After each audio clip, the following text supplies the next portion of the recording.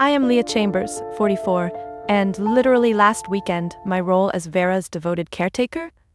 Yeah, it totally backfired. The life I'd worked my butt off to keep solid for her, sacrificing my dreams, my graduate school ambitions, my everything, it blew up into a gut-punch betrayal at her 64th birthday dinner in her pristine dining room. Vera, the woman I'd poured my soul into supporting, raised her glass, looked straight at me, and toasted to a life free of dead weight. The room went dead silent. "You've held me back long enough, Leah," she said, her voice dripping with venom, as her friends and neighbors stared, some with pity, others with awkward shock. But here's the tea. Her cruelty didn't break me, it lit a spark. I'm not just pushing back, I'm about to flip the script and change everything. Drop a comment telling me where you're watching from, hit subscribe, and stay with me for the most satisfying journey you'll ever hear. Looking back, it's almost unbelievable what I'll do once that decision takes hold. The clink of Vera's glass still echoes in my head, sharp as a blade. I sat at the far end of her polished mahogany table, my fingers gripping the napkin in my lap so tightly my knuckles whitened.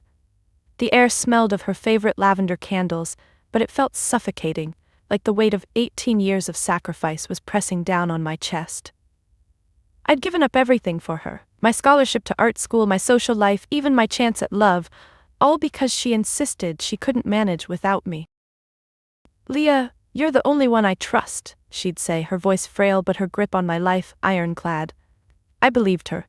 I thought family meant duty, that love meant giving until you're empty. That night, her words cut deeper than ever. I'd spent the day arranging her party, ordering her favorite lemon cake, decorating with her preferred white roses, even polishing her silverware until it gleamed. I wore the navy dress she liked, though it felt like a costume, hiding the woman I used to be. As she stood, her silver hair catching the chandelier's light, I expected gratitude. Instead, she delivered that toast.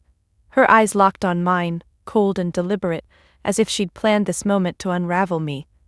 The guests shifted uncomfortably, their forks pausing mid-bite. My throat tightened, but I didn't cry.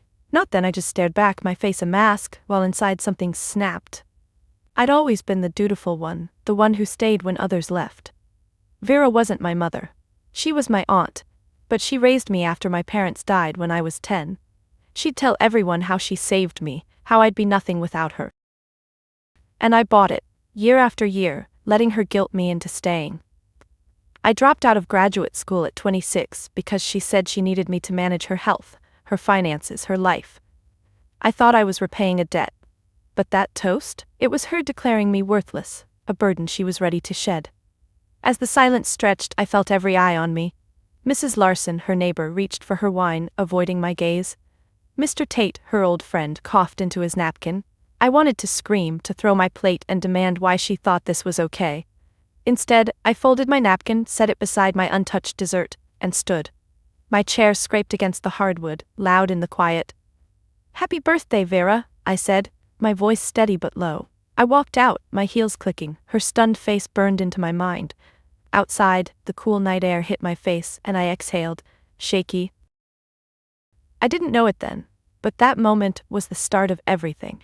I'd spent 18 years molding myself to fit Vera's needs, but her words broke the mold.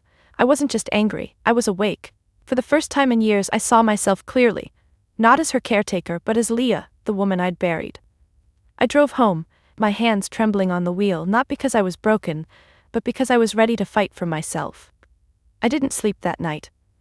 I sat on my couch, still in that navy dress, staring at the walls of my small apartment, walls Vera had always called too plain. They were bare because I'd never had time to make them mine. I'd been too busy living for. But as dawn crept through the curtains, I made a promise. I was done being invisible. I didn't know how, but I'd untangle my life from hers, finances, obligations, all of it, and I'd find the woman I was before she convinced me I wasn't enough.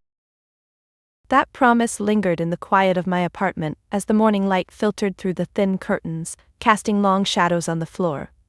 I hadn't moved from the couch, my body heavy with exhaustion, but my mind raced backward, pulling up memories I'd long tried to bury. It was like flipping through an old photo album, each page a reminder of how Vera had made me invisible, step by step, until I believed her version of me. Sitting there, cradling a cold cup of tea I'd forgotten to drink. I let the flashbacks wash over me, not as scattered thoughts, but as a single piercing realization. My entire life had been a series of dismissals, where my dreams were always the casualty. It started hitting me with the memory of my high school graduation, the first time I felt that sting so sharply. I was 18, standing on the stage in my cap and gown, my heart pounding as they called my name for the art award. I'd poured hours into my portfolio, sketching late into the night, my fingers stained with charcoal. The principal handed me the certificate, and the audience clapped politely.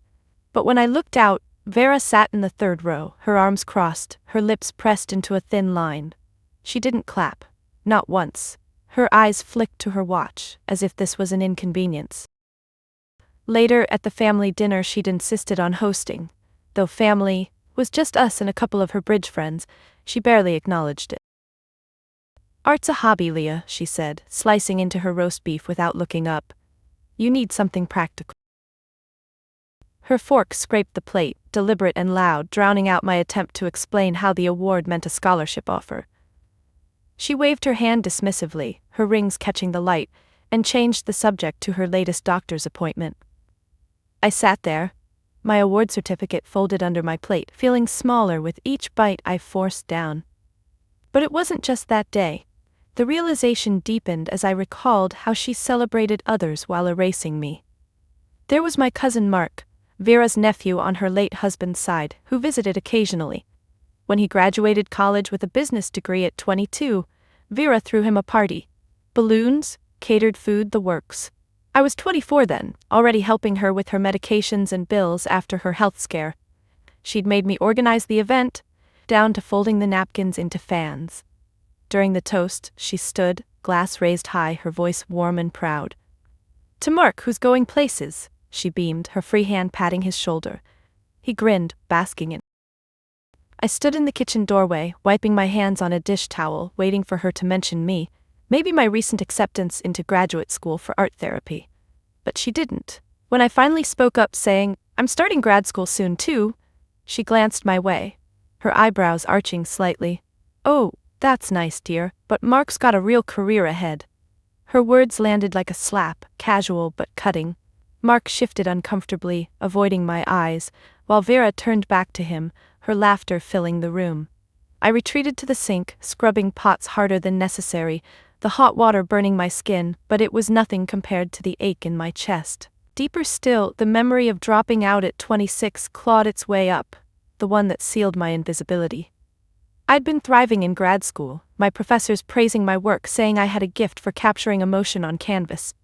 One evening Vera called, her voice trembling over the phone. "Leah, I fell today. The doctor's saying I need help at home." I rushed back, finding her on the couch, a bruise blooming on her arm. She clutched my hand, her fingers cold and insistent. "You can't leave me like this.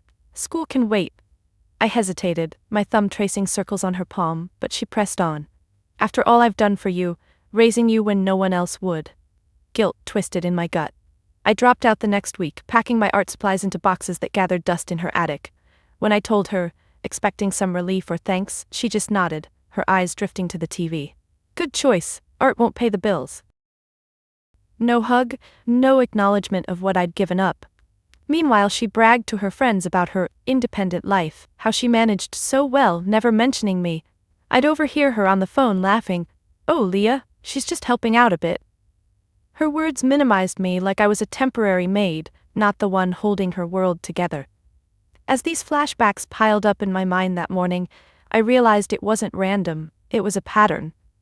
Vera had always spotlighted others' successes to dim mine, like when her friend Evelyn's daughter got promoted at her job. Vera hosted a lunch for it, gushing over the details, her hands animated as she described the big office. I was there, serving tea, my own small victory that week, a local gallery showing interest in my sketches, unspoken. When I tried to share, Vera's eyes glazed over, her fingers tapping the table impatiently. "That's quaint, Leah, but look at Sarah, real ambition." She turned away, her shoulder blocking me out, leaving me staring at the back of her head. Sitting on the couch, my tea now stone cold, I clenched the mug tighter, the ceramic biting into my palms. Tears finally came, hot and silent, not from sadness but from the clarity. I'd been invisible because she made me so, chipping away at my worth until I doubted it myself. My achievements? Dismissed as frivolous, others paraded as proof of what I lacked. But in that realization, something shifted. I wasn't just recalling pain, I was seeing the chains she'd forged. And for the first time, I felt the urge to break them, not with anger, but with quiet determination. The woman I'd been, artistic, ambitious, was still there, waiting. That waiting woman inside me stirred as I set the mug down, its bottom thudding softly against the coffee table, the sound echoing in the empty room. I wiped my tears with the back of my hand, the salt stinging my skin, and stood up, my legs shaky from hours of sitting. The apartment felt too quiet, too still, like it was holding its breath along with me. I paced to the window, pulling back the curtain to let more light in, but my eyes drifted to the closet door in the hallway, half open, revealing boxes stacked haphazardly. Those boxes held my old art supplies, shoved away years ago when Vera convinced me they were a distraction. In that moment, with the clarity from the night's betrayal still burning fresh, I felt a pull toward them, not just curiosity, but a desperate need. It was like my hands itched to create, to reclaim something she'd stolen. I hesitated, my fingers hovering over the doorknob, the cool metal grounding me. This wasn't just about unpacking, it was about unburying myself. And right then the aha hit me like a wave. I didn't have to wait for permission anymore. Vera's toast had freed me in a twisted way. Her rejection was the key to my secret rebellion. I tugged the door open wider, the hinges creaking in protest, and knelt down, dust motes dancing in the air as I pulled the first box toward me. My knees pressed into the worn carpet, and I could feel the fibers digging in. But I didn't care. The cardboard was soft from age, taped shut with yellowed strips that peeled away easily under my nails. Inside, my old sketchbooks lay stacked, their covers faded but familiar. I lifted the top one, my thumb tracing the embossed title I'd written in Sharpie, Leah's Visions 2005. Flipping it open, the pages rustled, releasing a faint scent of graphite and paper. There were drawings from grad school, portraits of strangers I'd captured on the subway, landscapes from weekend hikes I'd never taken since. Each stroke was bold, full of the passion I'd lost. My chest tightened as I ran my fingers over a self-portrait, my younger face staring back, eyes bright and unburdened. "Who are you now?" I whispered to it, my voice barely audible, but the question hung heavy. This was the moment, the spark igniting. I realized I could build something in secret, away from Vera's judgment. Art wasn't gone, it was waiting, and starting now I'd nurture it without her knowing, turning it into my anchor. But the struggle began almost immediately, intense and raw, as doubt crept in like shadows lengthening across the floor. I set up a small corner in my bedroom that afternoon, dragging a folding table from the storage closet, its legs scraping against the wood. My hands trembled as I unpacked brushes, their bristles stiff from disuse, and tubes of paint that had dried at the caps. I twisted one open, the acrylic cracking, and squeezed a dollop onto a palette, an old plastic lid I'd saved. The color, a deep crimson, spread slowly and I stared at it, frozen. What if I couldn't do this anymore? Vera's voice echoed in my head. "Art's frivolous, Leah. Grow up." I clenched the brush, the wooden handle biting into my palm, and dipped it in, but my first stroke on the canvas, a blank one I'd found buried deep, was shaky, uneven. It looked wrong, childish. I scrubbed it off with a rag, the fabric staining red, and tried again, my breathing shallow. Hours passed like that, me hunched over the table, the lamp's harsh light casting my shadow on the wall. My back ached, but I pushed through, erasing and restarting, each failure twisting my gut. Tears blurred my vision at one point, dripping onto the canvas, mixing with the paint. "Why bother?" I muttered, slamming the brush down, the clatter startling me. But I picked it up again, driven by that inner fire. This was mine, hidden from her, and I wouldn't let fear win. As days blurred into weeks, the struggle deepened, but so did my resolve, each small victory building like layers of paint. I'd work late nights after Vera's calls, her demanding I run errands, never suspecting my secret. I'd nod into the phone, my free hand sketching absent-mindedly on scrap paper, capturing the curve of a leaf from my window view. One evening, after she'd hung up abruptly, complaining about her sciatica, I sat at my table, the room lit only by a desk lamp. My fingers, smudged with charcoal, gripped a pencil, and I drew without thinking, a portrait of a woman breaking free from chains, her face a blend of mine and something fiercer. The lines flowed this time, smooth and confident, my wrist moving in fluid arcs. I stepped back, wiping sweat from my forehead with my sleeve, and saw it. Progress. It wasn't perfect, but it was real. Excitement bubbled up, my heart racing as I added details, the subtle shading on her cheek, the glint in her eye. By dawn I'd finished, signing it with a flourish. Leah C. I hid it under my bed, the canvas sliding against the floorboards, but the thrill stayed with me, a secret warmth. The hidden success grew from there, massive and unexpected, as my efforts compounded in solitude. I started small, posting anonymous photos of my work on an online forum for artists, my username a random string, Shadowbrush42. My hands hovered over the keyboard that first time, nails bitten from nerves, but I hit upload. The image, an abstract piece inspired by my suppressed dreams, loaded slowly, and I refreshed obsessively. Comments trickled in, powerful, evocative. One user, a gallery curator, messaged, "This has potential, send more." My breath caught, fingers freezing on the mouse. I did, building a portfolio in secret, sneaking to the library to scan pieces during lunch breaks from my part-time job. The struggle persisted. Rejections came, like when a contest judge called my style dated, echoing Vera's dismissals. I'd crumple the email printout, the paper crinkling in my fist, and pace the room, fighting the urge to quit. But I'd return, refining, experimenting with mixed media, gluing fabric scraps onto canvases, the glue sticky on my fingertips. Then the breakthrough. An email from a small online gallery offering to feature my series. "Your work speaks of quiet resilience," they wrote. I read it 3 times, my eyes widening each pass, the screen's glow reflecting in my tears. Sales followed, first one piece for $200, then more, the notifications pinging late at night. I'd transfer the money to a hidden account, my mouse clicking softly, building a nest egg Vera knew nothing about. By now, I'd created dozens of works, each a piece of me reclaimed. The success was hidden, yes, but massive in its impact. Financial independence creeping in, confidence blooming. One night, finishing a large canvas of a woman emerging from shadows, I set my brush down, the wood clacking against the table, and smiled. This was my secret empire, built from struggle, ready to change everything. That secret empire pulsed with possibility as I glanced at my phone, the screen lighting up with a new email notification, pulling me back to the present amid the clutter of my makeshift studio. The canvas I'd just finished still leaned against the wall, its edges drying under the fan's hum. But my focus shifted to the message from the gallery curator. Subject line, "Confirmation, solo exhibition offer." My heart skipped, fingers hovering over the glass before tapping to open it. "Leah, we're thrilled to feature your collection next month. This could be your breakthrough. Major collectors are interested." The words blurred slightly as I read them again, my thumb scrolling slowly, absorbing the details. A prime slot in a downtown gallery, potential sales in the 5 figures, exposure that could launch me fully into the art world. I'd built this over years of hidden nights, and now, on the verge of it all going public, the timing felt electric, almost fateful. But as excitement coursed through me, a knot formed in my stomach. Today was Vera's birthday, and I had to prepare for her party, the one place where my secret stayed buried, where I played the role she'd scripted.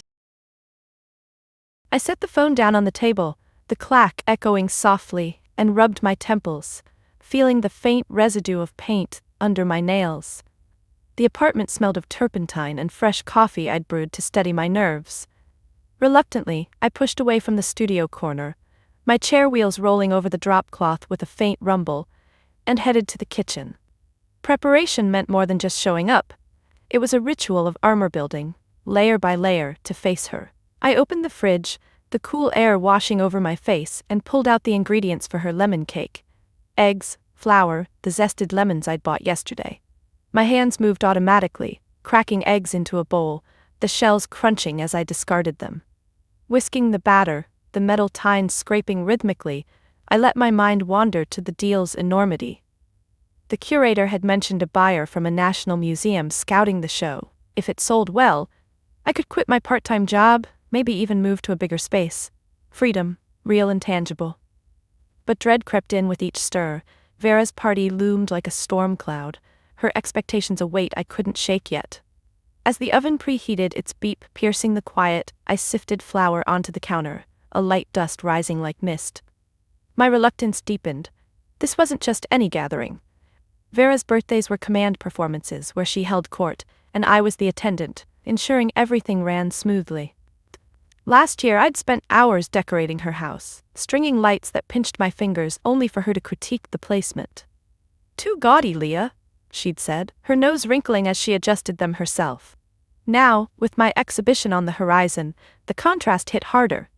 This secret success versus her diminishing world. I poured the batter into the pan, smoothing it with a spatula, the surface leveling under my careful strokes.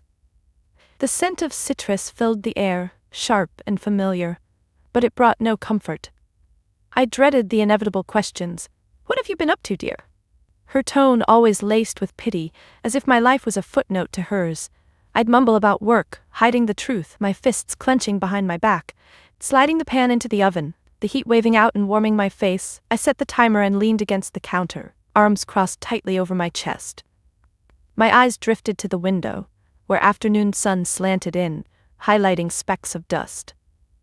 The breakthrough felt so close. I'd already drafted my acceptance email to the gallery, fingers flying over the keys last night, but I hadn't sent it yet. Hesitation lingered, tied to Vera. What if she found out before I was ready? Her manipulation had kept me small for so long. I paced the kitchen floor, my socks whispering against the tiles, replaying her past jabs. "Art? That's for dreamers, not doers," she'd say, her laughter light but slicing. Now, with collectors circling, it was proof she was wrong. But preparation for tonight meant suppressing that joy, slipping back into the caregiver role. I gathered decorations from a bag, white roses her favorite, arranging them in a vase, petals soft under my touch, but my grip tightened, crushing one slightly. The timer buzzed midway through my thoughts, jolting me. I pulled the cake out, golden and risen, setting it on a rack to cool. Frosting next. I beat butter and sugar in a bowl, the mixer whirring loudly, drowning out my internal monologue for a moment. But as the icing thickened, smooth and white, reluctance swelled again. Why was I still doing this? The exhibition offer sat in my inbox like a lifeline, promising independence. I could change my will, separate our finances, steps I'd pondered but never taken. Tonight's party felt like the last straw, a dreaded obligation before the shift. I spread the frosting carefully, the knife gliding, but my hand shook slightly, leaving a small imperfection. Vera would notice. She always did. With the cake boxed, I moved to my bedroom, the door creaking as I pushed it open. Choosing an outfit was another layer of preparation, something understated, to avoid her comments. I rifled through the closet, hangers clinking, and pulled out the navy dress, holding it up to the mirror. It fit well, but staring at my reflection, lines around my eyes deeper from sleepless nights of creating, I felt the weight of anticipation. The deal could mean travel, shows in other cities, a life untethered. But dread of the confrontation tonight twisted inside me, her eyes appraising, her words probing. I slipped the dress on, the fabric cool against my skin, and zipped it up, the sound final. Makeup next, a touch of lipstick, my hand steady despite the nerves, the color a subtle rebellion, redder than usual. As evening approached, I packed the car, the cake box balanced on the passenger seat, roses in the back. Starting the engine, the rumble vibrating through the wheel, I glanced at my phone one last time, the email still open, cursor blinking at send. Not yet. Tonight, I'd endure, but the breakthrough hovered, a promise of escape. Driving toward her house, streetlights flickering on, reluctance hardened into resolve. This party, with its facade of celebration, would be the eve of my judgment. Not hers over me, but mine over this life. The road blurred slightly, my grip tightening, as I braced for what was coming. The road to Vera's house wound through familiar suburbs, each streetlight passing overhead like a countdown, and as I pulled into her driveway, the engine's hum fading to silence, I gripped the steering wheel one last time, knuckles whitening against the leather. The house loomed, its porch light casting a warm glow that felt mocking given what waited inside. I could see shadows moving behind the curtains, guests already arriving, their laughter muffled but audible as I stepped out, the cool evening air brushing my skin. The cake box felt heavy in my arms, roses tucked under one elbow, and I hesitated at the door, my free hand hovering over the knob. This was it, the gauntlet I'd dreaded, where Vera's contempt would unfold in layers, starting subtle but building. I turned the knob, the metal clicking softly, and pushed inside, the door creaking open to reveal the foyer, scented with her lavender candles and the faint aroma of catered hors d'oeuvres. Vera spotted me immediately from across the living room, her eyes narrowing slightly as she excused herself from a cluster of neighbors, her silk blouse rustling with each step. She approached with that practiced smile, lips curving but not reaching her eyes, and extended her arms for a hug that I knew would be brief and perfunctory. "Leah, dear, you're late," she said, her voice laced with feigned disappointment, pulling me in just enough for her perfume to overwhelm me, cloying and floral. Her hands patted my back twice, light and dismissive, before releasing me. I set the cake on the side table, the box thudding gently, and straightened, forcing a smile. "Traffic," I murmured, but she was already waving it off, her fingers fluttering like she was shooing a fly. "Well, at least you made it. Help yourself to a drink. Oh, but not too much, you know how you get." Her eyebrow arched, a subtle jab at some invented flaw, and she turned away, her heels clicking toward the kitchen, leaving me standing there, heat rising in my cheeks. The room buzzed with guests, about a dozen, mostly her bridge club friends and a few distant relatives, mingling with wine glasses in hand, their conversations a low hum. I moved to the drink table, pouring myself a seltzer, the fizz bubbling up as I avoided eye contact. But Mrs. Larson, Vera's nosy neighbor, sidled up, her pearl necklace clinking against her glass. "Leah, how are you holding up? Still taking care of everything for Vera?" Her tone was pitying, head tilting as if I were a charity case. I nodded, sipping my drink, the carbonation sharp on my tongue. "Yes, just the usual." But before I could steer away, Vera reappeared, looping her arm through Mrs. Larson's, her grip possessive. "Oh, Leah's indispensable, in her way," Vera interjected, her laugh light but edged. "Though sometimes I wonder what she'd do without me to keep her busy." She glanced at me, eyes glinting, and Mrs. Larson chuckled, obligingly, her hand covering her mouth. I felt my jaw tighten, teeth clenching behind closed lips, but I said nothing, stirring my drink with the straw, the ice clinking rhythmically. As more guests arrived, the condescension escalated, woven into every interaction like threads in a tightening net. Vera herded me toward the appetizers, her hand on my elbow, steering me like a child. "Leah made the cake, bless her heart," she announced to the group, her voice carrying over the chatter. "She's always been so domestic." The word landed like a backhanded compliment, implying simplicity, lack of ambition. A few guests nodded politely, one, Mr. Tate, her old colleague, patting my shoulder. "That's sweet, not everyone has the time for that these days." But Vera leaned in, stage whispering, "Well, Leah has plenty of time, no family of her own, you know." Her breath was warm against my ear, laced with wine, and I pulled back slightly, my fingers curling into fists at my sides. The room seemed to close in, the laughter around us amplifying her words. I busied myself rearranging napkins on the table, the paper crinkling under my touch, but inside resentment simmered, each jab chipping at the facade I'd maintained for years. The barrage continued as we moved to the dining room, Vera directing me to set out plates, her commands sharp and casual. "Leah, dear, make sure the silverware is polished. Guests notice these things."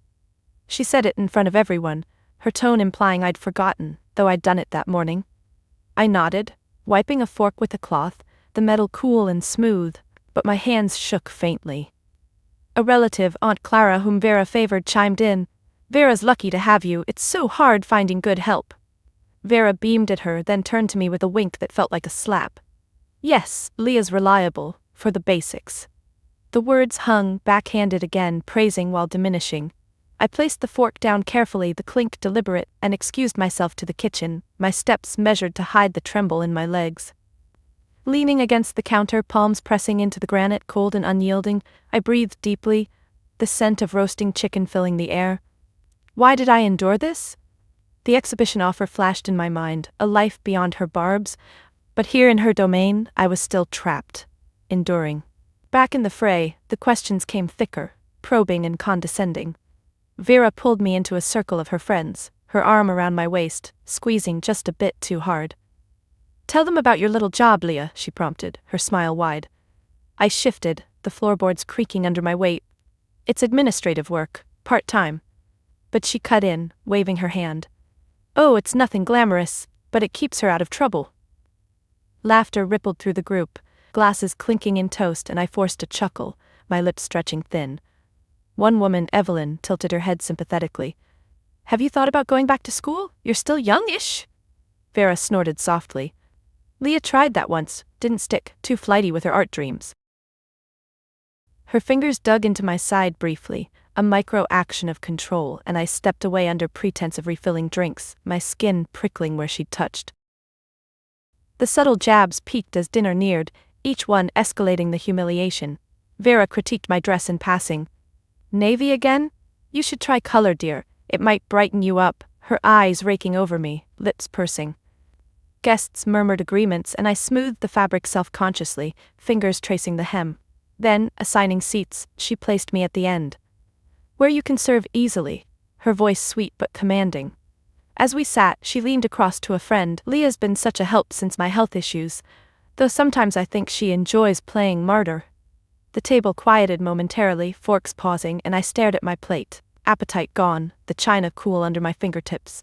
My throat tightened, unshed tears burning, but I swallowed them, clenching my napkin in my lap. This was the gauntlet. Not overt cruelty yet, but a relentless erosion, making me question my worth with every word. Every glance averted by guests who sensed the undercurrent but said nothing. By the time entrees were served, the condescension had woven a thick web, my endurance fraying. Vera's eyes met mine across the table, triumphant, as if savoring my silence. I gripped my fork tighter, tines pressing into my palm, grounding me. Little did she know, this barrage was fueling the fire she'd ignited, the one that would soon burn through our ties. That fire smoldered beneath my skin as the main course plates were cleared, the clatter of silverware fading into a expectant hush. And Vera rose from her seat at the head of the table, her chair scraping back with deliberate slowness. The candlelight flickered across her face, casting shadows that deepened the lines around her mouth, making her expression seem almost predatory. She tapped her knife against her wine glass, the high-pitched ting echoing through the room, drawing all eyes to her. I sat rigid at the end, my hands folded in my lap, fingers interlaced so tightly my nails dug into my palms, drawing tiny crescents of pain. The air felt thicker now, charged with the culmination of the evening's undercurrents, and I knew this was the moment she'd been building toward, the escalation from jabs to a full declaration. Her eyes swept the table, lingering on each guest with feigned warmth before settling on me, hard and unyielding. Everyone, she began, her voice steady and amplified by the silence. Thank you for coming to celebrate my 64th. It's been a year of reflections, of realizing what's truly important. She paused, lifting her glass higher, the red wine swirling gently as her wrist tilted. Guests mirrored her, glasses rising with soft clinks, their faces expectant. Smiles from Mrs. Larson, nods from Mr. Tate, polite attentiveness from Aunt Clara. I reached for mine mechanically, the stem cool against my fingers, but my arm felt heavy, as if anticipating the blow. Vera's gaze locked onto mine again, her lips curving into a smile that didn't match the steel in her eyes. To health, to friends, she continued, her tone warming artificially, and to a life free of dead weight. The words hung, deliberate and pointed, her stare never wavering from me. A murmur rippled through the guests, confusion at first, then dawning discomfort as they followed her line of sight. My breath caught, a sharp inhale that I tried to mask by sipping my wine, the liquid bitter on my tongue. Dead weight. Me. The phrase echoed in my head, each syllable a hammer strike, formalizing what her earlier condescension had hinted at. She wasn't just toasting, she was announcing, severing ties in front of witnesses, making it irreversible. Leah, she said, addressing me directly now, her voice dropping to a conversational level that carried nonetheless. You've been helpful in your way. But it's time I lived without the burden. You've held me back long enough. Your constant needs, your unfinished dreams. I'm cutting you loose. Her free hand gestured dismissively, fingers flicking as if brushing away lint, and she sat back down, the chair creaking under her weight. The room went utterly still. Forks hovered untouched, and eyes darted between us. Mrs. Larson's mouth opened slightly, then closed, her napkin twisting in her hands. Mr. Tate cleared his throat, the sound awkward and loud, but said nothing. I stared at her, my face heating, the flush creeping up my neck despite my efforts to stay composed. My fingers tightened around the glass stem, the crystal pressing into my skin, grounding me against the surge of humiliation. This wasn't a slip, it was calculated, the dinner's peak designed to dismantle me publicly. Vera, I started, my voice low but steady, rising from my seat slightly, the wood groaning. But she cut me off with a raised hand, palm out, her rings glinting. No scenes, dear. This is my day. You've taken enough from me, my time, my energy. The will's being changed, you'll get nothing more. Consider this your notice. Her words were crisp, final, like a door slamming shut. Guests shifted uncomfortably. Aunt Clara averted her eyes, staring at her plate, her fork tracing patterns in the remnants of sauce. Another neighbor, Evelyn, whispered to her husband, their heads close, but audible enough.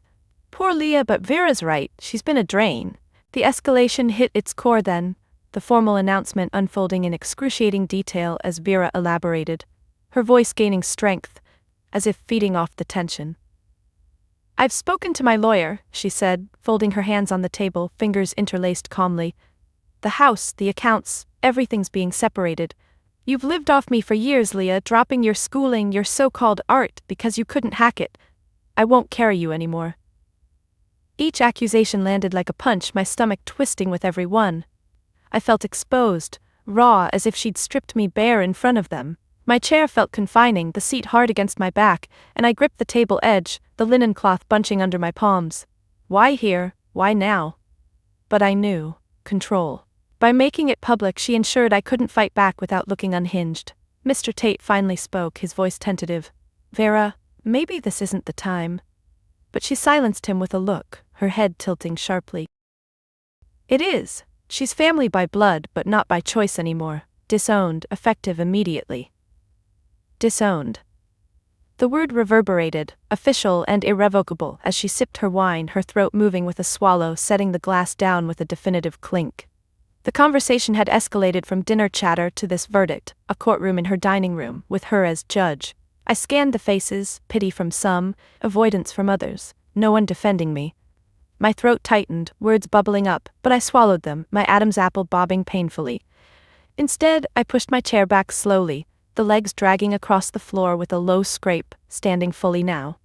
If that's how you feel, I said, my voice quieter than intended, but clear. Vera's eyes narrowed, expecting more, but I didn't give it, not yet. Inside, though, the pain morphed into something sharper. Resolve. This announcement, meant to crush me, was instead the final lock clicking open. The room's discomfort peaked, guests fidgeting, napkins folded and refolded, glasses refilled unnecessarily, the pour of wine glugging softly. Vera, sensing the shift, tried to steer back. Now let's have cake. Leah baked it, her one talent. But the lightness fell flat, her laugh forced, echoing hollowly. I moved toward the kitchen mechanically, my heels clicking, fetching the cake, the box heavy in my arms. Setting it before her, the candles already placed by someone else, I lit them, the match flaring with a hiss, flames dancing. As she blew them out, smoke curling up, her wish unspoken but clear in her smug expression, I stood apart, arms crossed over my chest, fingers digging into my elbows. The verdict was delivered, ties cut. But in that moment, watching her slice the cake, knife gliding through the layers, I felt the first true spark of liberation.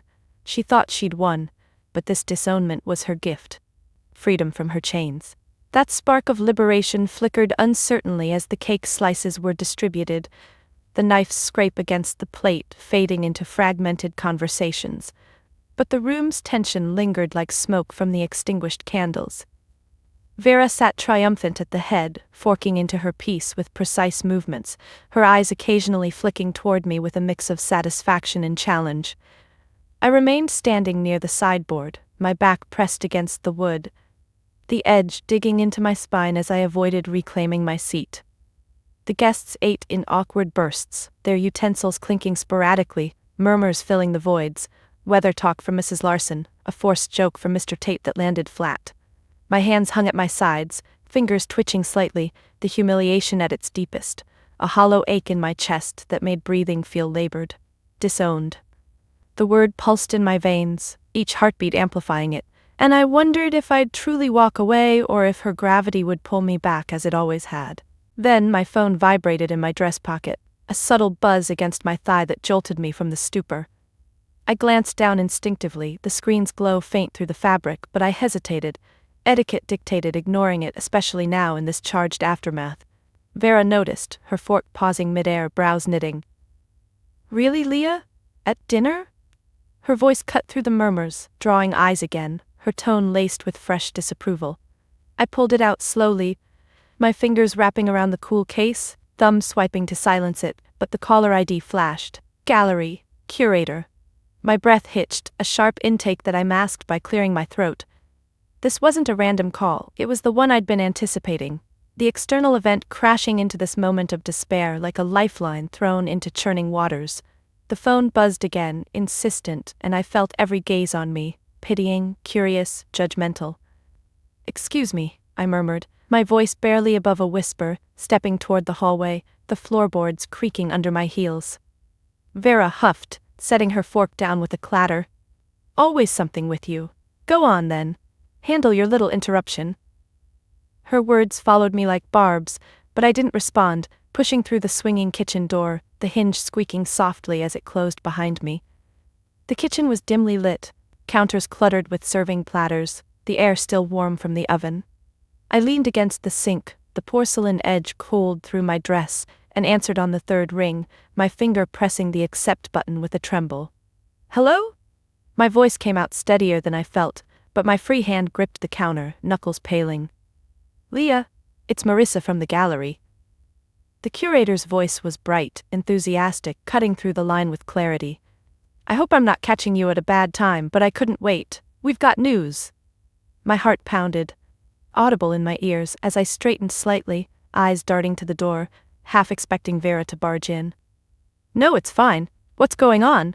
I kept my tone neutral, but inside anticipation coiled tight, my fingers drumming lightly on the faucet. Marissa laughed, a warm sound that felt worlds away from the dining room's chill. "Your exhibition? It's exploded. We sent previews to a few key buyers this afternoon and offers are pouring in. One collector just bid on the entire series. 6 figures, Leah. 6 figures. This is huge. You're about to be a name in the art world." The words washed over me, each one a revelation, revealing the true scale of my hidden success in this precise instant of humiliation. 6 figures. My knees weakened and I slid down slightly against the cabinet, the wood panel cool on my back. I'd built this in shadows, nights of doubt, canvases hidden under bedsheets, sales trickling anonymously, but now, it was monumental, tangible proof that my passion wasn't frivolous. "Are you serious?" I whispered, my hand covering my mouth, muffling the words as tears pricked my eyes. Marissa continued, her excitement bubbling. "Dead serious. We've got media interest too, a feature and art review. Your story of quiet resilience, it's resonating. We need to confirm details tomorrow, but this changes everything for you." Changes everything. The phrase echoed Vera's toast but twisted it, her rejection paling against this validation. I nodded, though she couldn't see, my thumb tracing circles on the phone case, the texture grounding me. Flashes of my struggle replayed, the first anonymous post, the rejections crumpled in my fist, the breakthrough sale that let me breathe. Now at my lowest, this call elevated it all. "Thank you, Marissa, I'll call back first thing." We hung up, the line clicking off, and I stared at the screen, the call duration blinking, 2:47. Short, but transformative. My chest expanded with a deep breath, the kitchen scents, lemon from the cake, herbs from dinner, suddenly invigorating rather than oppressive. But the moment stretched, internal processing unfolding in layers as I pocketed the phone, my fingers lingering on the device like a talisman. Humiliation still lingered, Vera's words fresh wounds, but this revelation shifted the power, a seismic realignment. I wasn't dead weight, I was viable, successful, on terms she'd dismissed. A small smile tugged at my lips, unbidden, my reflection in the window showing widened eyes, flushed cheeks. I straightened my dress, hands smoothing the fabric, the motion deliberate, shedding the weight of the. The external event had occurred, not just revealing success, but arming me for what came next. Pushing back through the door, the hinge squeaking again, I re-entered the dining room, the conversations halting mid-sentence. Vera looked up, her expression expectant, fork poised. "Well, what was so important?" her tone demanded, but I met her gaze levelly, my stance taller, fingers relaxed at my sides. The call's impact radiated through me, unspoken yet, but the shift was palpable, guests sensing it, their postures straightening subtly. This was the turning point, the deepest humiliation pierced by light, and I felt the dynamic invert power flowing back to me in quiet waves. That inverted dynamic hung in the air like a charged current as I stood in the doorway, the kitchen door swinging shut behind me with a soft thud, my hand still warm from clutching the phone. Vera's question, "Well, what was so important?" lingered, her fork now set aside, arms crossing over her chest as she leaned back in her chair, the wood creaking faintly under the shift.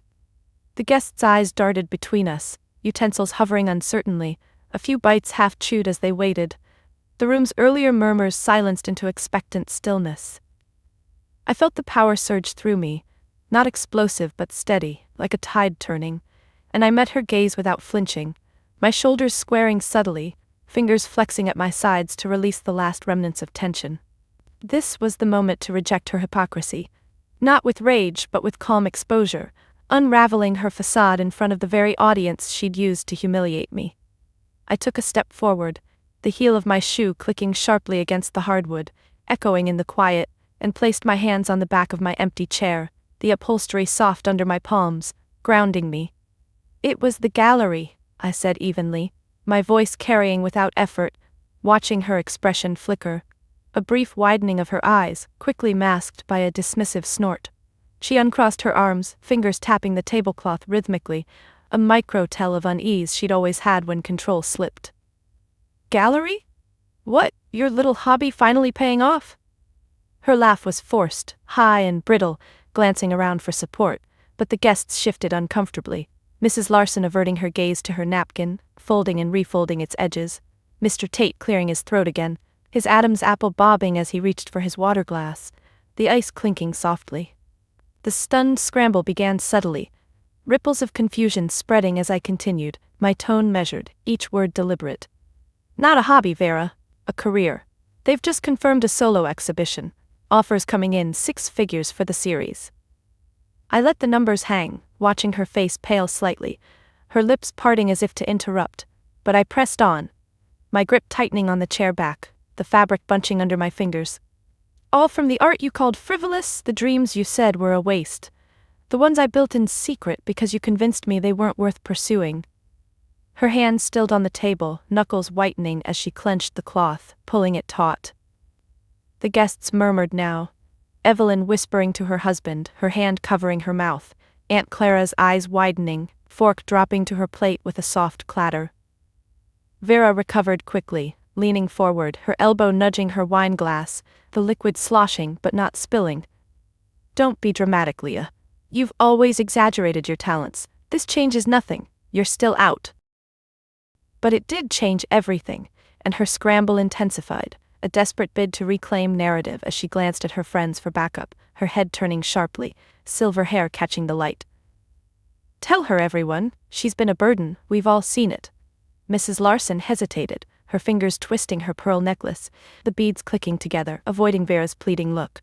"Well, Vera, if Leah's successful now," she trailed off, eyes dropping to her lap. Mr. Tate nodded slowly, setting his glass down with a deliberate thunk. "Sounds impressive, Leah, congratulations." Vera's face flushed, a red creep up her neck, her fist clenching on the table, the veins standing out. "Impressive? She's ridden my coattails for years. Dropped school because she couldn't handle it, not for me." Her voice rose, cracking at the edges, and she pointed a finger at me, the nail perfectly manicured but trembling slightly.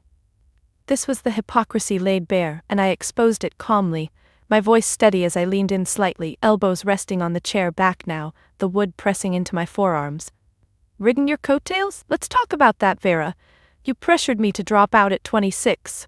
I need you," you said, playing frail while bragging to everyone about your independence. I gestured loosely around the table, my hand sweeping in a slow arc, watching heads nod faintly in recognition. "You celebrated Mark's graduation with a party I organized, but dismissed my art award as a hobby. You toasted Sarah's promotion at lunch while calling my grad school acceptance quaint."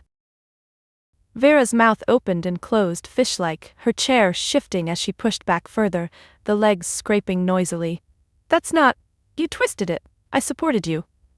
But her denial faltered, eyes darting to Aunt Clara, who looked away, her fingers tracing the rim of her glass, avoiding involvement. The scramble peaked then, Vera's composure cracking as she stood abruptly, her napkin tumbling to the floor, the fabric pooling at her feet. "This is my birthday. You won't ruin it with lies." Her hands fluttered to her chest, pressing against her blouse, a dramatic gesture meant to elicit sympathy, but the guests didn't rally. Evelyn shifted in her seat, crossing and uncrossing her legs. Mr. Tate rubbed his chin, stubble rasping under his fingers, his expression thoughtful rather than supportive. I stayed calm, straightening fully, my hands clasping in front of me, fingers interlacing loosely. "Lies? You just toasted to being free of dead weight, me after I sacrificed everything. But now, hearing about my success, you're scrambling. Hypocritical, isn't it? Dismissing me when I had nothing, but if I have something, you'll want back in?" The words landed, her face crumpling momentarily, lips pressing into a thin line. Before she masked it with a scoff, her hand waving dismissively, but the motion was jerky, less controlled. Exposing deeper, I turned slightly to the group, my gaze sweeping across them, noting their micro-reactions. Mrs. Larson's subtle nod, her necklace still twisting, Aunt Clara's sigh, shoulders slumping. "You've all heard her, praising others' achievements while erasing mine, but this success, it's mine, built despite you. No more carrying your world, Vera. The finances, the will, you change them? Good. I'll do the same." Vera's eyes narrowed, her fist pounding the table once, softly. The thud muffled by the cloth, but it betrayed her frustration. "You'll regret this. Crawl back when it fails." But her voice lacked conviction. Guests exchanging glances now, whispers starting, heads leaning together. In that exposure, the power solidified, and I prepared my exit, stepping back from the chair, the floor cool under my retreating step. "I won't. Goodbye, Vera." I turned, my dress swishing softly, and walked toward the door, my hand reaching for the knob, fingers curling around the brass, twisting it with a click. Behind me, her scramble dissolved into silence, no pursuit, just the faint scrape of chairs as guests adjusted, uncomfortable. Pushing the door open, the night air rushed in, fresh and liberating, and I stepped out, the door closing behind me with a final thud, sealing the rejection. No looking back, just forward to the life I'd claimed. The door's thud behind me marked the end of one world as I stepped into the night. The cool air wrapping around me like a welcome embrace, and I walked to my car without glancing back, my keys jingling softly in my hand as I unlocked it with a beep that pierced the quiet street. The drive home blurred, streetlights streaking past, my mind replaying the exit but already shifting to what lay ahead, the weight lifting with each mile. Arriving at my apartment, the engine ticking as it cooled, I sat for a moment, forehead resting on the wheel. The leather warm from my grip. But isolation wasn't my plan. I needed contrast to the toxicity I'd left, a reminder that bonds could be chosen, not imposed. Pulling out my phone, the screen glowing in the dark interior, I texted my closest allies, Sarah and Jamal, friends from a long-ago art class who'd become my found family. "Rough night. Can you come over?" Their replies came swift. "On our way." I exhaled, pocketing the device, and headed inside, the door clicking shut behind me, ready for the genuine warmth that would heal the evening's bruises. They arrived within the hour, Sarah first, her knock firm and familiar, 3 quick raps followed by a pause. I opened the door and she stepped in without preamble, arms laden with a bottle of wine and takeout bags, the aroma of Thai curry wafting in. Her eyes scanned my face, brows furrowing slightly as she set everything on the counter, the bags rustling. "You look like hell, Leah. What happened?" She hugged me then, her embrace tight and unhurried, her hand rubbing circles on my back, the wool of her sweater soft against my cheek. I leaned into it, the tension in my shoulders easing for the first time that night, her presence a balm to Vera's barbs. Jamal followed moments later, his knock a single solid thump, carrying a box of my favorite chocolates, the lid taped shut. "Backup has arrived," he said with a grin, but his eyes softened as he pulled me into a side hug, his arms strong around my shoulders, patting twice before releasing. We moved to the living room, Sarah uncorking the wine with a pop, the sound echoing cheerfully, pouring glasses that clinked as she handed them out. Settling on the couch, the cushions sinking under our weight, we formed a small circle. Me in the middle, Sarah cross-legged to my left, her knee bumping mine reassuringly. Jamal sprawled to my right, his long legs stretched out, shoes kicked off onto the rug. The contrast to Vera's rigid dinner table hit me immediately. No assigned seats, no judgments, just ease. I recounted the night, starting with the toast, my voice steady at first but cracking on dead weight, my fingers tracing the rim of my wine glass, the crystal smooth and cool.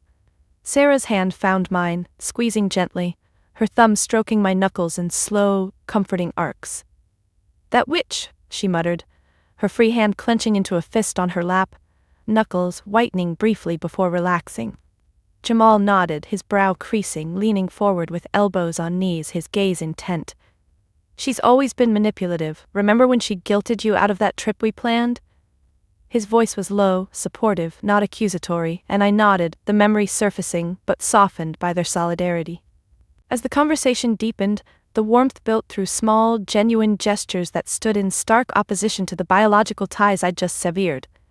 Sarah refilled my glass without asking, the wine glugging softly, her eyes meeting mine with a wink that said, "You've got this."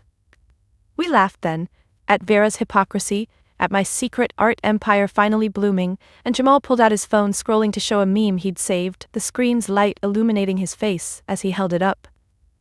"This is her right now," he said, mimicking her toast with exaggerated flair, his hand raising an imaginary glass, voice pitched high. I snorted, wine nearly spilling, my hand covering my mouth, the laughter bubbling up from deep within, releasing the knot in my chest. Sarah joined in, her giggles infectious, her head tilting back against the couch, hair spilling over the cushions. These were my chosen ones, people who'd celebrated my sketches years ago, encouraging me when Vera dismissed them, showing up without fanfare but with real care. The moment intensified as I shared the gallery call, my voice gaining strength, hands gesturing animatedly, palms up as if presenting the news. 6 figures, guys, it's happening. Sarah's eyes widened, her glass pausing mid-sip, liquid sloshing slightly. "Leah, that's massive." She set her glass down with a clink, pulling me into another hug, her arms wrapping fully, rocking us side to side on the couch, the motion gentle and affirming. Jamal high-fived me, his palm slapping mine with a sharp smack, then pulled me in for a bear hug, his chin resting on my head briefly, murmuring, "Proud of you, sis." No backhanded compliments here, just pure joy, their reactions a mirror to the toxicity I'd escaped. Vera's dinner had been a gauntlet of contempt, eyes avoiding mine, words slicing. This was affirmation, gazes locked with encouragement, words building me up. We unpacked the takeout next, containers snapping open, steam rising with scents of lemongrass and spice. Sarah spooned curry onto plates, her movements efficient, passing one to me with a nudge. "Eat, you need fuel for world domination." I took it, the plate warm in my hands, fork digging in, the first bite exploding with flavor, contrasting the bland taste of Vera's catered meal I'd barely touched. Jamal told stories of his latest project, a mural commission, his hands waving as he described the colors, fingers pinching to mimic brushstrokes. Sarah shared her gallery woes, rolling her eyes dramatically, her fork gesturing mid-air. No one interrupted to belittle. We listened, nodding, interjecting with support. My body relaxed fully, sinking deeper into the cushions, the wine warming my veins, their presence erasing the isolation Vera had imposed. As the evening wound on, the genuine connection peaked in quiet vulnerability. I admitted the hurt, tears welling as I set my plate aside, the clatter soft. She made me feel worthless. Sarah's arm draped over my shoulders, pulling me close, her head resting against mine, hair tickling my ear. "You're not. Look at what you've built." Jamal reached across, his hand on my knee, squeezing once, firm and reassuring. "We're your family now. Chosen, not obligated." The words settled. A profound contrast. Vera's biological claim had been a chain, this chosen bond a foundation. We sat like that, the room filled with soft breathing, the clock ticking faintly until laughter returned, lighter now.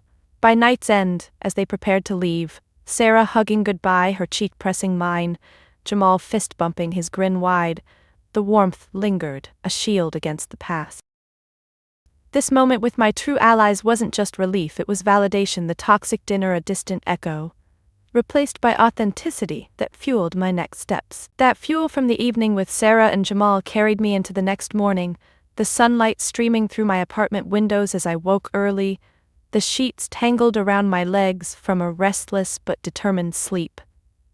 The warmth of their support lingered like a protective layer, but now, in the quiet solitude, it was time to act, to build the fortress I'd promised myself, brick by deliberate brick, starting with the tangled web of finances and obligations that Vera had woven over the years.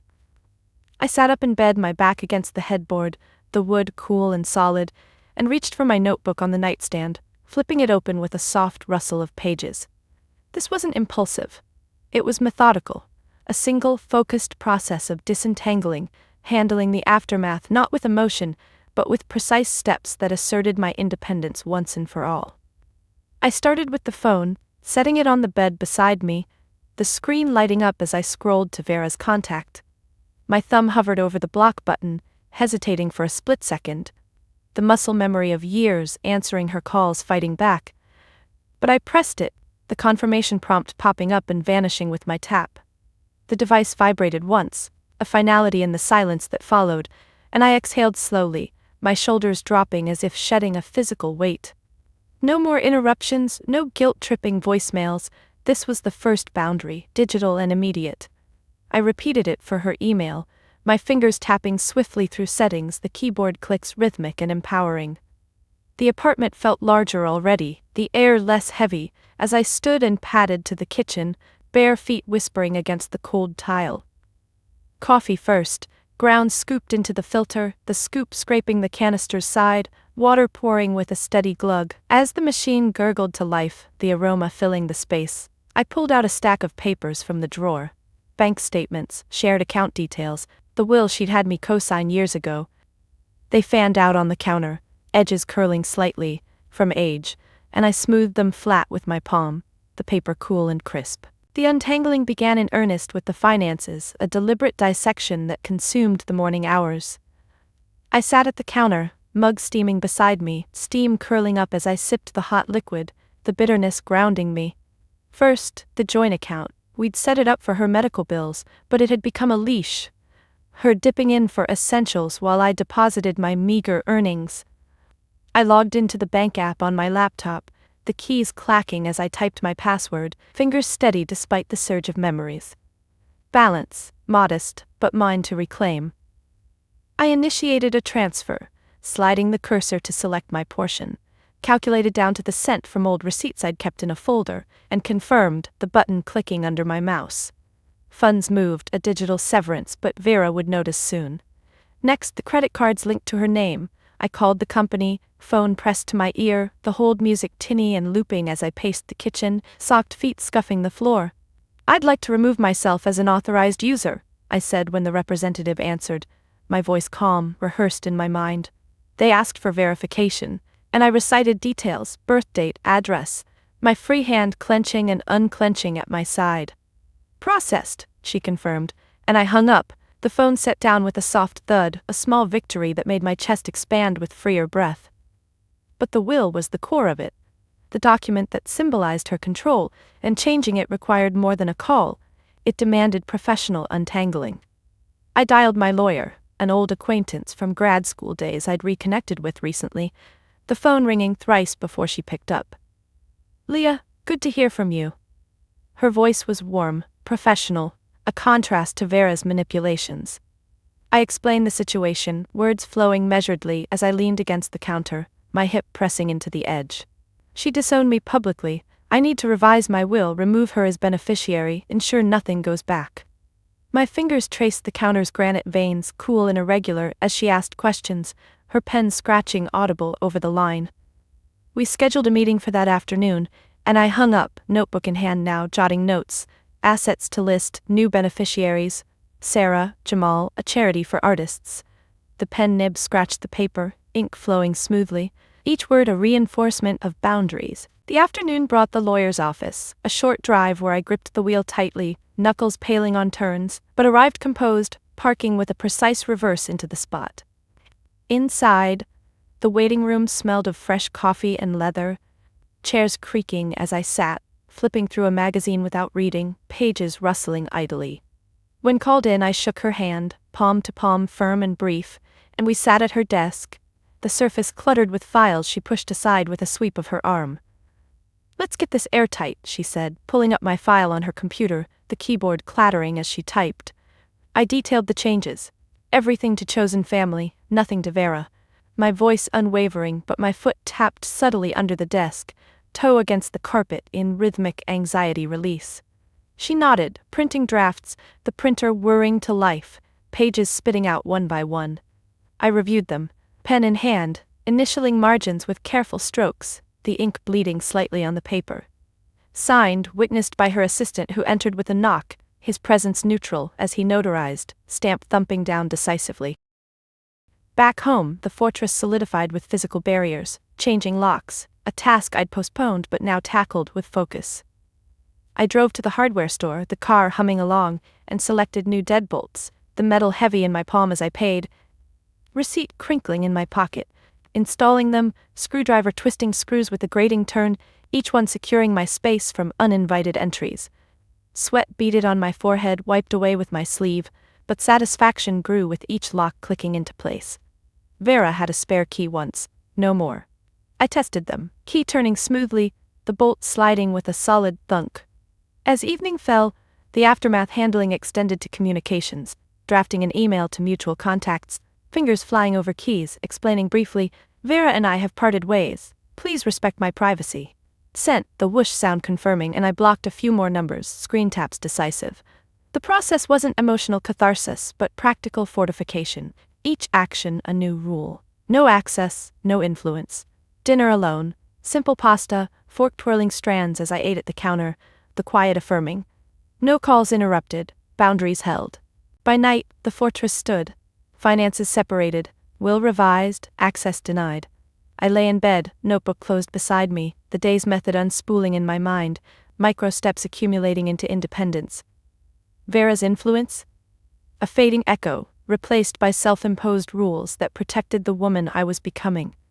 That protection enveloped me as I drifted into sleep, the notebook's weight a subtle reminder on the bedside table, its cover slightly warped from years of use, but the next morning brought a shift from defense to offense. Not aggression, but a purposeful reclaiming, channeling my art success into something larger than personal gain. The sun filtered through the blinds in slanted beams, dust motes floating lazily as I sat up, rubbing sleep from my eyes with the heels of my hands, the skin there rough from yesterday's lock changing. Coffee in hand, steam rising in delicate curls from the mug, I opened my laptop at the kitchen table, the screen flickering to life with a soft hum. The gallery email waited in my inbox, details of the exhibition confirmed, but attached was a breakdown of projected earnings, enough to fund not just stability but impact. This was the event. Establishing an art scholarship in my name, not Vera's shadow of a legacy but mine, redefined to uplift others who'd been dismissed like I had. It wasn't a whirlwind of actions, it was this singular, deliberate creation, unfolding in the quiet of my apartment. Microsteps building a beacon. I started with research, fingers hovering over the keys before typing art scholarships for underrepresented creators, the enter key clicking softly under my index finger. Results populated the screen, links glowing blue, and I scrolled methodically, mouse wheel whirring faintly. One organization caught my eye, a non-profit for emerging artists from non-traditional paths, their mission resonating, supporting those who'd paused dreams for duty. I clicked through, the page loading with images of vibrant canvases, and read testimonials, my eyes scanning lines about reclaimed passions. This was it, the vessel for my impact. Sipping coffee, the liquid hot against my lips, I drafted an email to their director, words forming slowly. "I'd like to fund a scholarship through your program, dedicated to artists who've sacrificed for family." My thumb tapped the trackpad, selecting phrases, refining for clarity. Attachment, a bio of my work. PDF icon appearing with a drag and drop. Send. The whoosh sound echoed, and I leaned back, chair creaking, fingers interlacing behind my head, elbows out, feeling the stretch in my shoulders. The response came quicker than expected. An hour later as I paced the living room, socks sliding on the rug, phone buzzing on the coffee table. I snatched it up, thumb swiping to answer, the director's voice enthusiastic on the line. "Leah, your story aligns perfectly. Let's discuss details." We talked for 40 minutes, me perched on the couch arm, free hand gesturing as if she could see, describing the fund's focus: grants for supplies, mentorship, exhibitions for those over 30 starting anew. She asked questions, her pen audible scratching notes, and I answered, voice gaining confidence, my foot tapping the floor in rhythmic excitement. "How much are you thinking?" she inquired, and I paused, calculating mentally, fingers drumming the phone case. 10,000 to start, from my upcoming sales. Her intake of breath was sharp, appreciative. We brainstormed the name, Chambers Renewal Grant, reclaiming the family surname Vera had tainted, twisting it into empowerment. Not her legacy of control, but mine of liberation. Hanging up, the line clicking off, I set the phone down gently, screen facing up, and moved to my studio corner, the table still cluttered with brushes from last night's absent doodling. This scholarship was the positive impact, but creating it meant infusing it with my essence, personal touches that made it real. I pulled out a fresh canvas, stretching it over the frame, staples gunning in with sharp pops, the fabric taut under my pull. Mixing paints, palette knife scraping colors together, blues for resilience, yellows for hope, the sense of linseed oil filling the air, sharp and familiar. I painted a logo concept, a figure emerging from shadows, brushstrokes deliberate, my wrist flicking in short arcs for texture. Hours passed, sunlight shifting across the floor, my back aching but ignored as I added details, a subtle C woven into the design, standing for chambers, but my chambers. Stepping back, paint-speckled rag in hand, wiping my fingers, the cloth staining vibrant, I photographed it, phone camera clicking, and emailed it to the director.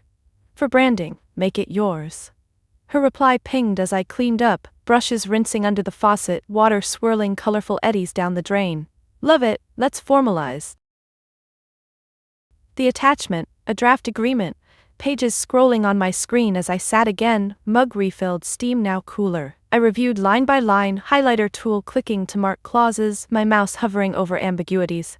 One section on eligibility. I suggested tweaks. Prioritize caregivers, those who dropped education for others. Typing amendments, keys clacking rhythmically, I felt the reclamation deepen. This wasn't charity, it was rewriting the narrative Vera had imposed. Family name means duty, she'd say, but now Chambers meant opportunity, positive ripples from my success. The call to finalize came that afternoon, me at the table again, notebook open, pen cap chewed slightly from concentration. We went over changes, her voice patient as I clarified points, my hand jotting notes, deadlines, reporting, impact metrics. "We'll announce at your exhibition," she proposed, and I agreed, throat tightening with anticipation, fingers twisting the pen, signing digitally, cursor drawing my name in loops, the software beeping confirmation.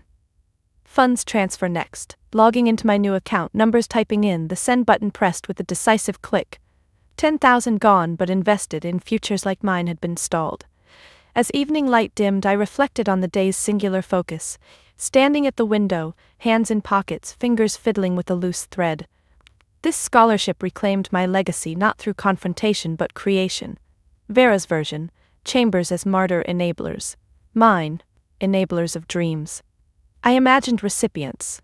A mother sketching after kids' bedtime, a son painting post-caregiving, their hands creating unburdened. My success, born from secrecy, now amplified good, the family name polished anew. The process wrapped with a confirmation email, attachment opening to show the logo integrated, colors vivid on screen. I printed it, paper feeding through the printer with a whir, pinning it to my wall, tack piercing cork. Stepping back, arms crossed, fingers tapping elbows, satisfaction settled. This event, this creation was my positive impact, quiet, profound, legacy reclaimed on terms that healed. That beacon of the scholarship glowed in my mind as I unpinned the printed logo from the wall the following morning, the tack leaving a small hole in the corkboard that I traced with my fingertip. A tiny imperfection symbolizing the end of one chapter and the quiet dawn of another. The apartment was still, the only sound the distant hum of traffic outside, and I folded the paper carefully, sliding it into a drawer with a soft rustle, its edges catching briefly before settling. This wasn't a day for action or creation, it was for reflection, a singular internal journey through the layers of my life, peeling back the years of Vera's influence to uncover the core of my worth. Not in exhibitions or scholarships, but in the simple, unadorned truth of myself. I brewed tea instead of coffee, the kettle whistling sharply before I poured the hot water over a chamomile bag, steam rising in fragrant wisps that clouded the window pane. Cup in hand, the ceramic warm against my palms, I settled into the armchair by the window, legs tucked under me, the fabric soft and worn from years of solitary evenings.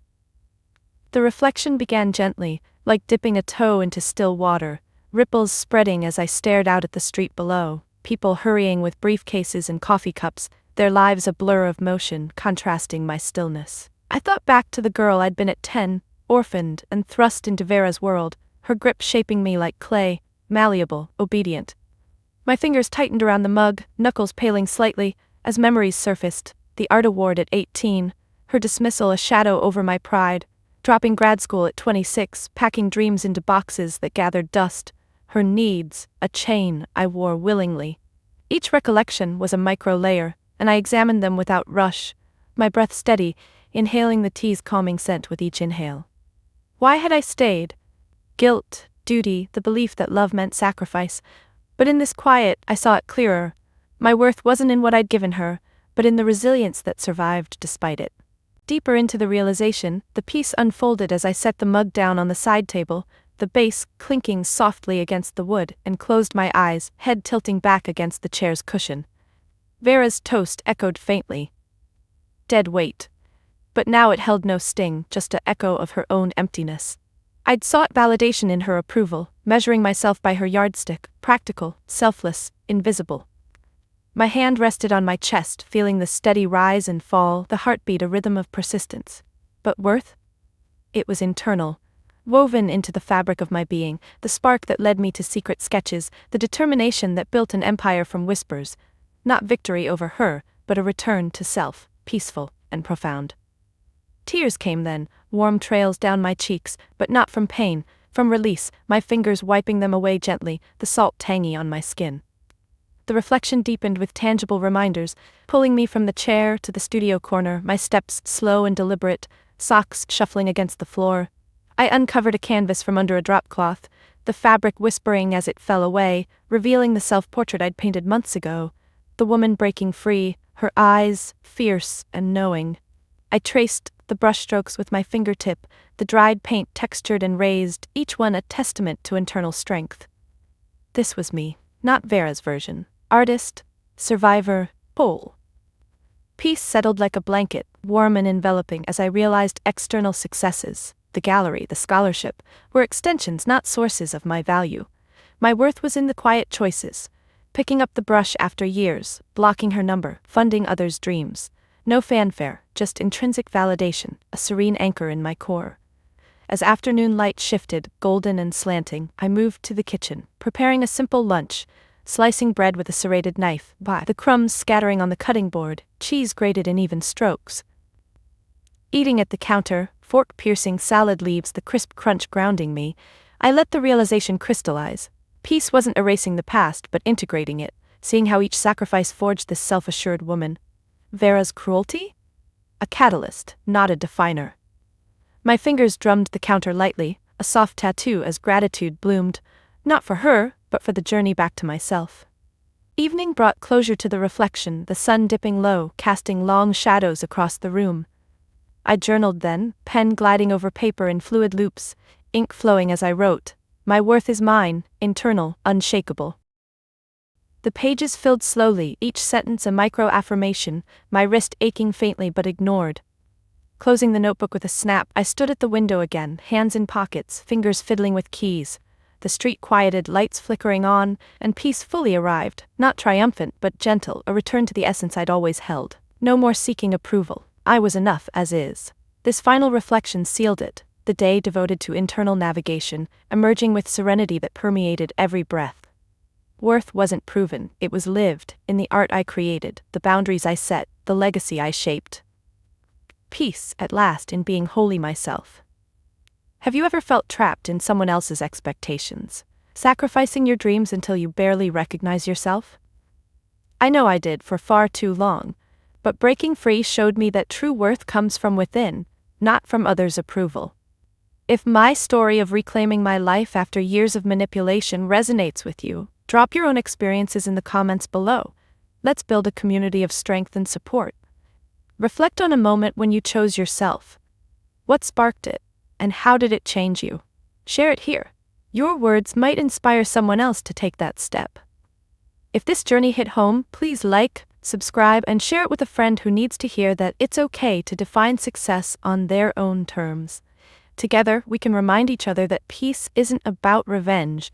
It's about returning to your authentic self, stronger and more at peace than ever. You've got this. Keep shining.